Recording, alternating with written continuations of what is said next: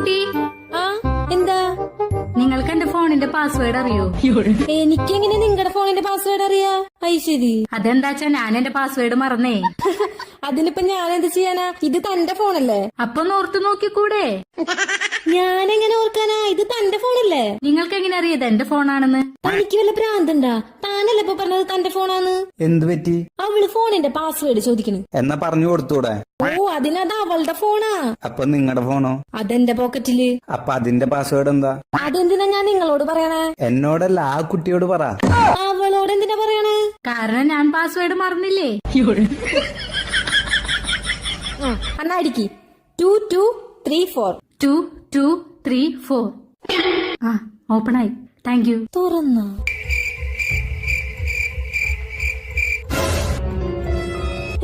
അവളുടെ മോഡെന്താ ഇവിടെ?